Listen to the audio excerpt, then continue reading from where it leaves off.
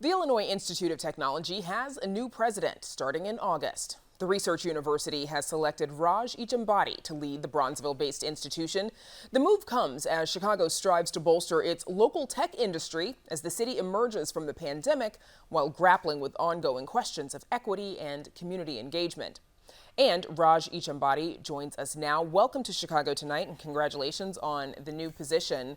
You're coming to Chicago from Northeastern University in Boston. What was it that attracted you to Illinois Tech and to the city of Chicago? Thank you, Brandis. Thank you for this opportunity. This is kind of a homecoming of sorts for our family.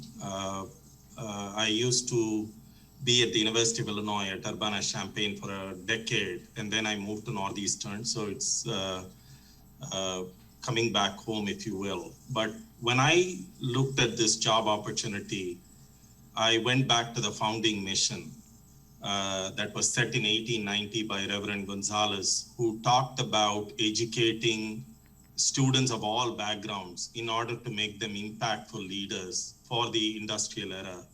And I felt that mission was very relevant today with the breakthrough technologies taking over the world, etc. And somebody told me recently, Brandis, that when you are in a leadership position, you are first and foremost the keepers of the ember of the organization. Go back to the origin. And to me, that founding vision of providing affordable and accessible education to all is what attracted me to Illinois Tech. What role do you see Illinois Tech playing in the greater higher education layout in Chicago now and in the future? Yeah, Illinois Tech, as you know, is the only technologically oriented institution in Chicago, and therefore it has a very vital role to play with breakthrough technologies changing the way we work, we live, we learn. Technology is going to become extremely important. So advancing technology for all so that we have an equitable world is going to be a very important mission for Illinois Tech going into the future. Big tech companies, they tend to have a pretty abysmal record when it comes to diversity and inclusion. What do you think institutions like Illinois Tech can do to improve on that?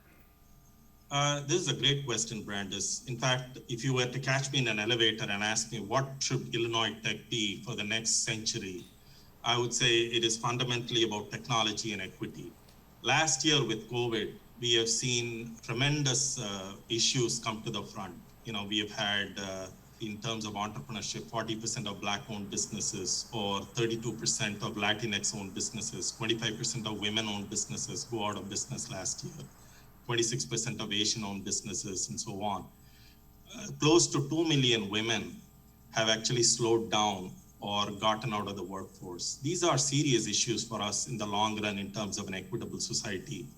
So our job at Illinois Tech has got to be about educating leaders of diverse backgrounds, be it women, be it people of color, be it racial ethnic minorities or differently abled, and then provide that talent pipeline of technologically oriented, educated individuals to the big tech companies, if you will. So that is a responsibility that we take very seriously. And it is not just about access, it is also about two other things. It is about building experiences when they are in the Illinois Tech system, providing the right kind of infrastructure so that students of all backgrounds can be successful and can develop into impactful leaders once they go into the world. And last but not the least, a lot of people tell me universities and especially Illinois Tech should mirror the world.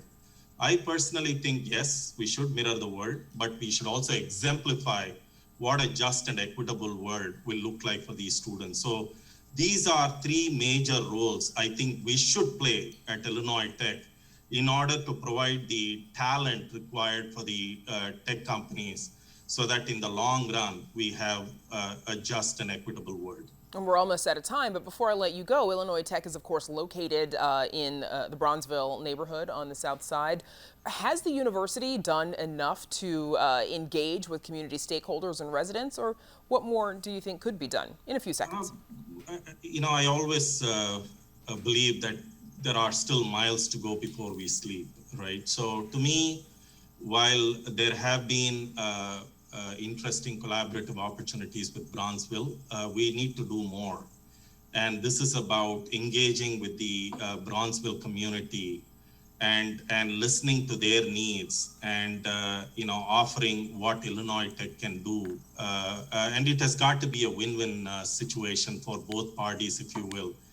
And if you ask me, this is one of the important things in my agenda, to connect with the community, civic, and religious leaders of Bronzeville, to hear them out, to listen to them, and to more importantly, ensure that this relationship is symbiotic and benefits both parties. And without a strong Illinois Tech within a stronger Bronzeville, it is of no use in the long run. Therefore, I look Raj, forward to I'm a very sure strong relationship with Bronzeville. Something you'll get started on in August when you begin your new job. Raj Echambadi, thank you so much for joining us. Best of luck.